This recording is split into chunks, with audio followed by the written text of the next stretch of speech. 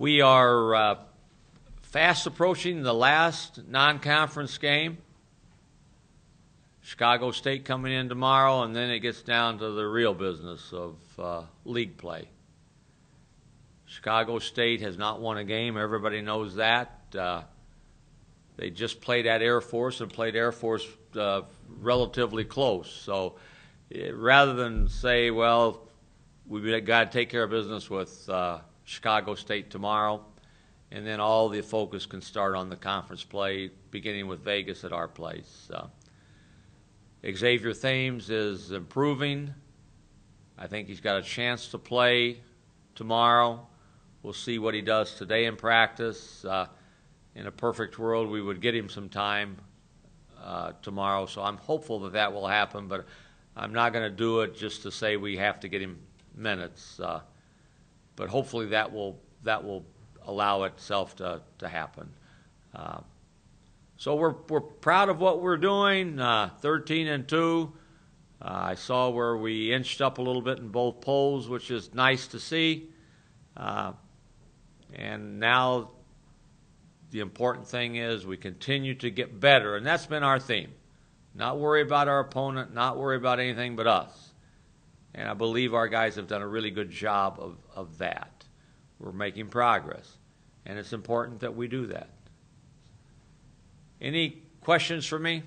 What day did Xavier return to practice so far? I'm sorry? What day did he return to practice, and how's he looked so far? Xavier's been doing stuff for a week or so, but not, we started out by just shooting the ball, then did a little bit of our 5-0 stuff, and then he did a little bit of token defense, and yesterday he had a pretty good workout, and he said his knee felt fine. So we'll do a little bit more today with him in the mix and see, and if everything goes well, probably we would play him tomorrow. Coach, what's the plan for Tim this week? I'm sorry? What's the plan for Tim Shelton this week? Tim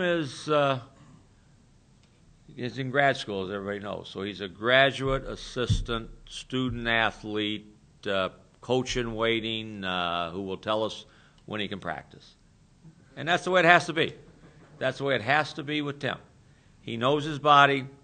And anybody that knows basketball is aware that when he's on that floor, we're better than when he's not. He practiced pretty good yesterday, but Tim's not going to practice a lot. That's just his lot in life, and he doesn't like it. We don't like it, but we want him on game day, and hopefully we'll get him on game day most of the time. Have you had a player like that, Coach, that you've had to deal with like Tim before, and has it worked out okay for everybody in the past? I've never had a player like that. I remember early in our tenure, New Mexico had a player, I can't recall his name, that was a lot like Tim. Had major problems with his knee, and he never practiced. He rode the bike constantly when they would put him in. But I haven't had one like this, especially one who's this important to the total success of your team. So I think Tim's done a good job. I know Tom Abdenar has done a great job with how he's treated him. Tim has lost a considerable weight, which has been helpful. And when he's practiced, he's been, it's been very noticeable that we're better. And when he plays, I think it's noticeable that we're better. We don't win so many of these games we don't win with him in there. And I saw only one, and that's at Arizona, where you look at his stat line and you say, how can you say that? And then you look at the other thing that's not in the stat line. He had 6 charges. He took 6 charges in that one game. He knows how to play.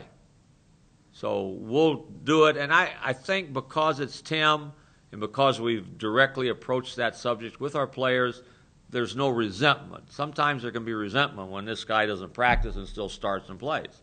But we don't have that, and I think that says a lot about who Tim Shelton is also. You talked about him on the floor. You say he's a graduate assistant coach. How are his coaching skills? I thought I said graduate assistant coach in waiting or something to that effect. Thought we would give him a title also. How are his coaching skills? if Tim Shelton chooses to go into this nutty profession, he will be a spectacular coach because he's got great people skills, he knows the game, and he'll have a lot of opportunities in a lot of different areas. He'd make a great coach. Do you anticipate him getting minutes tomorrow night? Tim? I don't know. I don't know. I would hope a little bit also. I mean, Tim hasn't played in the last couple of games either. So it would be good for Tim to play, but good for us to play. But I'm not going to do it for sure for Tim at the expense of, him not being ready for league play. Is there a little bit of added pressure to get both him and James on the court just so there's no rust for the Vegas game on Saturday? You would like to have that happen. We're going to do it a little bit in practice. We've done it a little bit in practice, but practices are never quite like games. So you're right. You would like to have had both of them able to play and practice full time, so there would not be any reintroduction to anything for either of them. But it's going to happen, and we'll have them out there, and hopefully they'll play well. Is there anything you say or do to make sure your guys, and I'm sure they're focused on the game against Chicago State, to keep them from kind of just looking at just a little bit, because UNLV's definitely not Chicago State. You have to take care of practice here in about 20 minutes. That's the only thing to worry about. You can't worry about who you're playing, and we're game planning, and what we do is not, you don't have to have a PhD in anything to be a basketball player or coach. You have to come out and you have to be sound in your fundamentals. You have to know what's necessary to be successful. They know that. They're used to winning. So I don't think that will be an issue. We've played hard in every game we've had. When we've had this stretch of games where everybody says, why are you playing all these games, non-D1s, et cetera, we have played hard. If you look at us compared to anybody in America when they played games that they are supposed to win, I would say our effort and energy and execution would be in that 99th percentile. I mean, as a coach, that's got to make you extremely happy, I guess. That they are not looking ahead in these games. I like our team. I do like our team. And even though we have only a limited number of guys who are playing, scholarship players, they play hard. They compete hard. And we've got just enough to where if they don't, then we will have somebody in there for them. So it's been a fun group to have, and obviously when you win, that makes it all the more enjoyable. So it's been fun. From an offensive standpoint, how do you think you guys have weathered Tam's absence? I'm sorry? How do you guys think you've done without Tam to the point guard from an offensive standpoint, looking back? I think we've been fine. The only guy that suffered, if I would ask you, who's the guy that you would say has suffered a little bit with his absence? If I'm a writer, I would raise my hand and I'd say who? Chase Tapley. Chase went about 4 or 5 games and had 3 or 4 turnovers total, and he had 3 or 4 in one game. So now we're asking Chase to do more.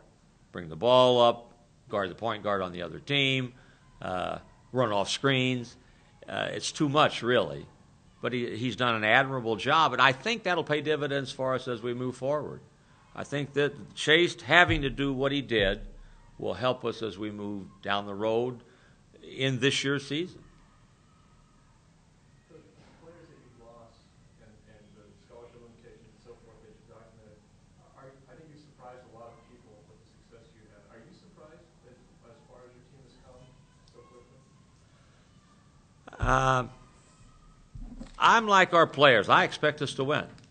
That being said, having all the guys that are not here, who were here, and looking at the schedule that we had, especially that 7-game stretch, I'm very pleased with where we are, both in our record and in the way we've achieved that record.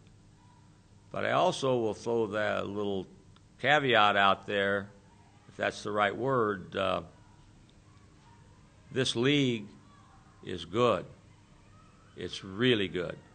There's not a team in the league with a losing record.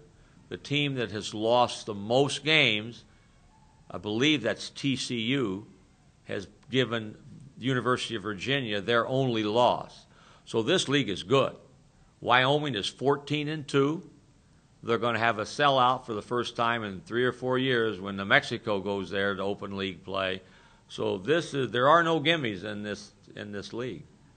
So we're going to need to roll up our sleeves and play our best basketball as we move forward. Are you impressed by how well the conference has been able to weather the loss of some of its signature schools? It's a good league. There are good teams in the league.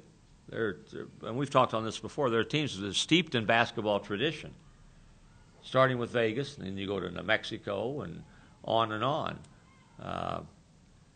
Wyoming way back, not even way back. They were one of the top teams in the league when this league was formed and started. So it's good. It's good to see. It's good to see, and it helps everybody as you go along. When you beat some people, like everybody in our league has, it elevates everybody. You have limited numbers, but do you feel better about your depth going through this stretch in the last month than you did before?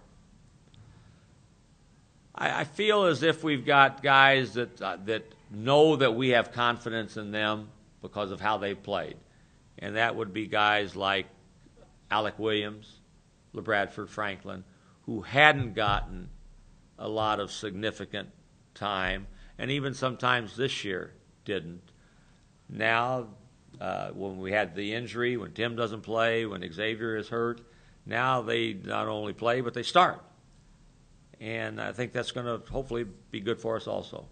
So I'm comfortable. We've got just enough, but we need all of them there now. Need all of them there healthy, ready to play. Coach, how about playing one of the conference powers in the first conference game? Is that difficult? Would you rather get a few under your belt before you're playing in the league? It's who we're playing, so it doesn't matter whether I like it or not. I'd rather not play either one of them at all. But we've got them. We've got them at Vegas at home. Then we go to New Mexico. Vegas is on, I believe, a 7-game win streak, rated 11th or 12th or 15th, something like that. And you know who they've beaten. And New Mexico, there's a good chance if they win their opener that they will have a 14-game win streak when we play them. So we're jumping into probably the best two that we will play.